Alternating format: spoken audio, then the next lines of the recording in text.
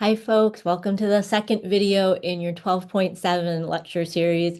And so in this video, we're going to take a look at converting between all the different coordinate systems now that we kind of have a better idea of what they're representing, okay? We're going to start by converting just coordinates, and then in the third video, we'll take a look at converting whole equations, okay? All right, so let's start off with example one. Example one says you converting -1, 1 root 6, and we want to convert this to our spherical coordinates as well as our cylindrical coordinates, okay? So these are rectangular coordinates, right?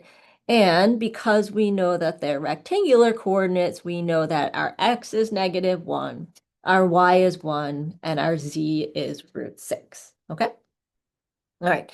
Now, if I'm converting to spherical coordinates, that means that my result should be a rho and a theta and a phi. Okay?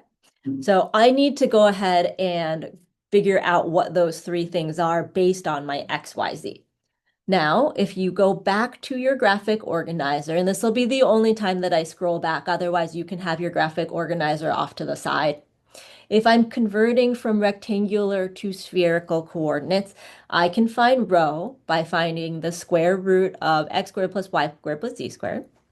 I can find my theta by doing the inverse tangent of y over x, and I can find my phi by doing the inverse cosine of z over the square root of x squared plus y squared plus z squared. Okay, so this is where I'm getting all of the formulas from when I go back to the main page.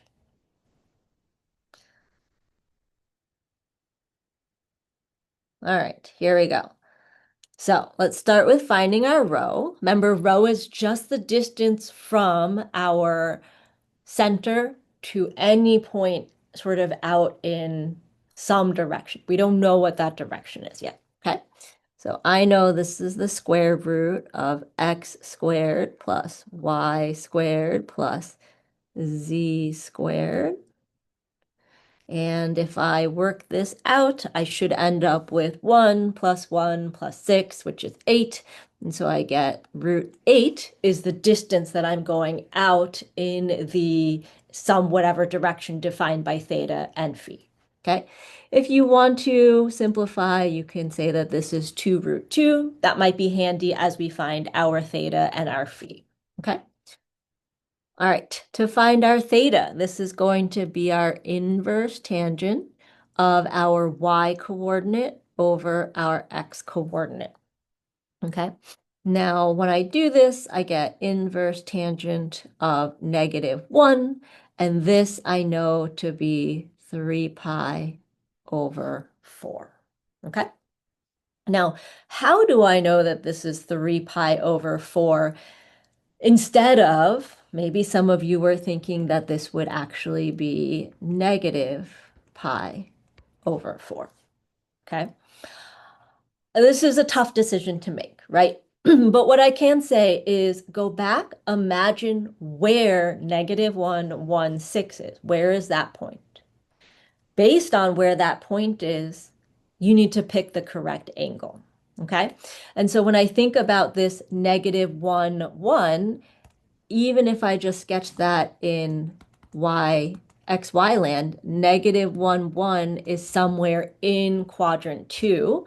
And so I need to choose the theta that will get me into quadrant 2. Does that make sense? So if I chose negative pi over 4, I would end up in quadrant 4, which is the wrong quadrant. So I have to choose the angle that gets me into the quadrant I want. Okay? We'll put an X through this one. That's not the one that we want. All right, last but not least, we are finding our phi.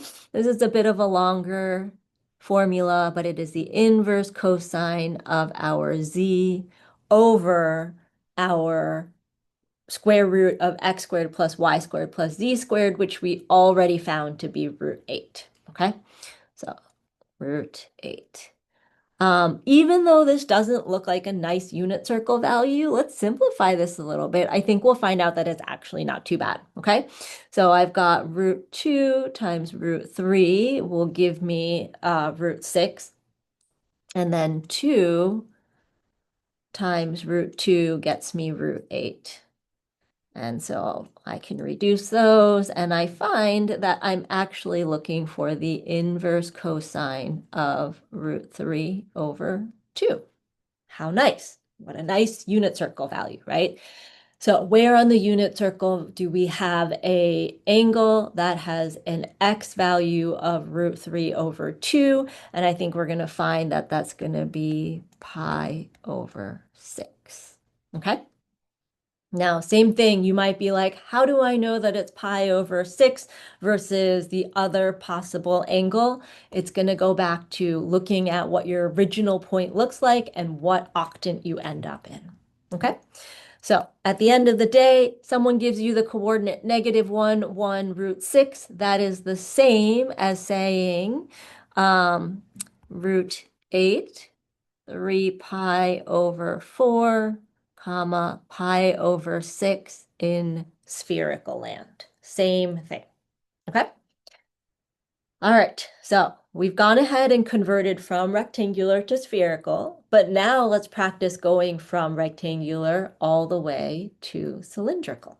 Okay, now to go to cylindrical, we know that at the end of the day, our answers are going to be an R, a theta, and a Z. And the good news for us is the Z in the cylindrical is the same as the Z in rectangular. So we don't actually have to find the Z. But what we do have to find is the theta, and we do have to find the R.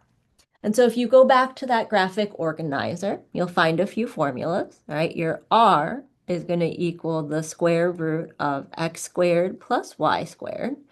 So our x squared is -1 squared, our y squared is 1 squared. And so we end up with an R value of root 2, okay?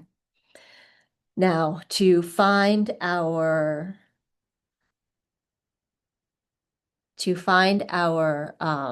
theta, I know we already found it for our spherical, and it's going to be the same thing.